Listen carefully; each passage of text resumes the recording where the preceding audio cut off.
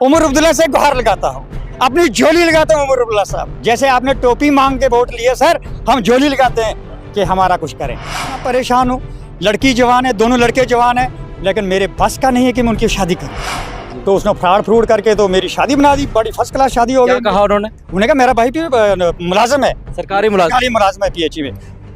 तो सैलरी का नहीं बताया, अगर सैलरी का बताते तो फिर कहाँ देते। 200 सैलरी थी।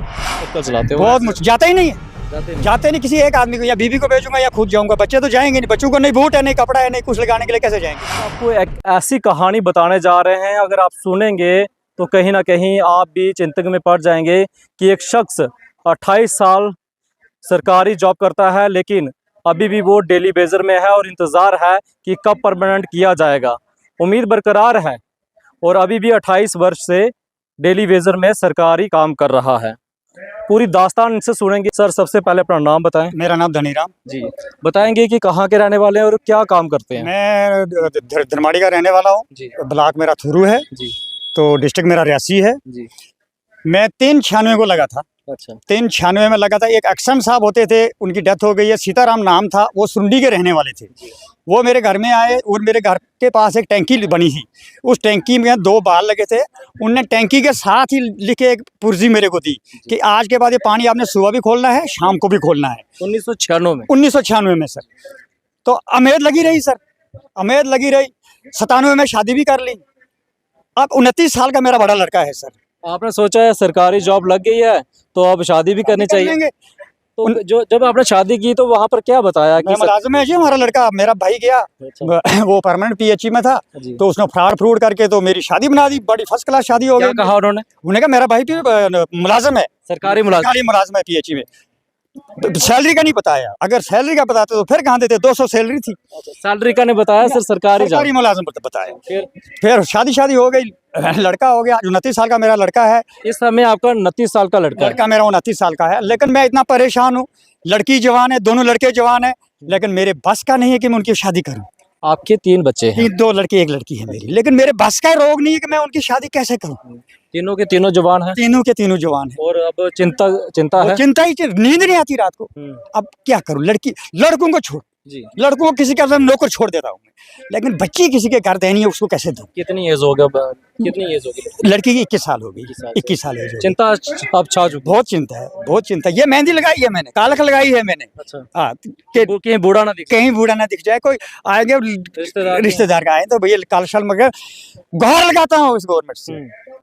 उमर अब्दुल्ला से गुहार लगाता हूँ, अपनी झोली लगाता हूँ। उमर अब्दुल्ला साहब, जैसे आपने टोपी मांग के वोट लिए सर, हम झोली लगाते हैं कि हमारा कुछ करें।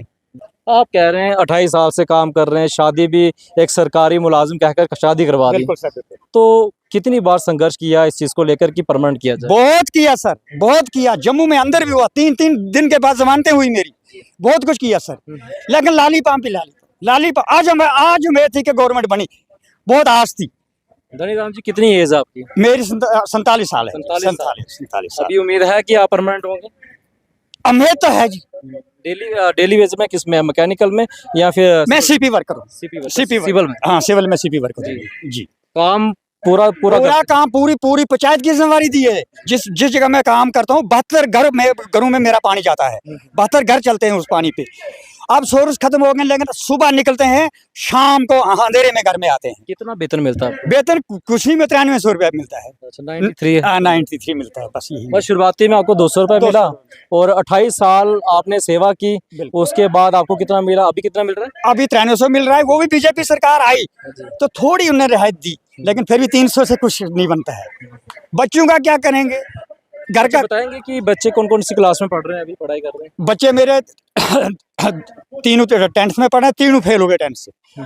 तो कारण क्या रहा? पढ़ाई नहीं सका। किससे पढ़ाता था, कैसे पढ़ाता था? उनका पेट भरता था या स्कूल की फीस भरता था, कहाँ से लाता था? दूसरी कोई मजदूरी करने के लिए नहीं। अच्छा, जब आप अपने घर पे मजदूर लगाते हो तो वो कितने पैसे लेता है एक दिन? मजदूर आज तो 800 से कम आता नहीं आता। कभी नहीं आएगा 800 से कम मजदूर। खाना पीना भी देना पड़ता है? खाना पीना 2 टाइम देना है उसको। सुबह चाय देनी है, दिन को खाना देना है, शाम को खाना देना है। फिर उसको 800 रुपया दिहाड़ी चाहिए। फिर वो कोई काम भी, नॉर्मल काम भी हो, 800 लेगा वो। जी सर। तो अभी उम्मीद है आपको कि परमानेंट किया जाए? उम्मीद है।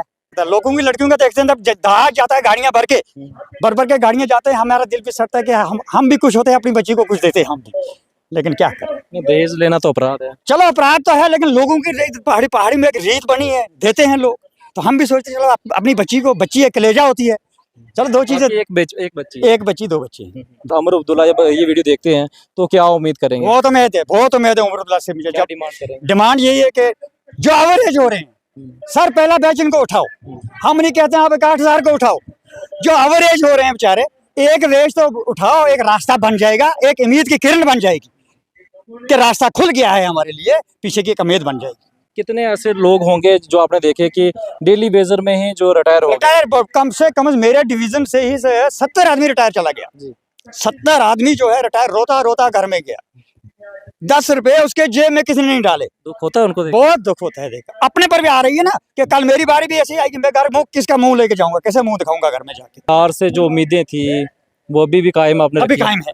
कायम है कि कमेटी बनाई है 6 महीने की, कायम है, उम्मीद लगाई है। जब आपके कहीं रिश्तेदारों में शादी होती है तो कैसे सर्कल चलाते हो? बहुत मुश्किल, जाता ही नहीं है, जाते नहीं। किसी एक आदमी को, या बीवी को भेजूंगा या खुद जाऊंगा, बच्चे तो जाएंगे नहीं, बच्चों को नहीं बूट है, नहीं कपड़ा है, नहीं कुछ लगाने के लिए, कैसे जाएंगे बच्चे। मतलब आपका कहने का मतलब ये है कि सरकार ने जो है जो इस वेतन से आपको, जो वेतन आपको दे रही है, उससे आप अपने परिवार का पालन पोषण और पढ़ाई बच्चों की नहीं करवा सकते सर, नहीं करवा सकते। शुक्रिया हमारे साथ। शुक्रिया।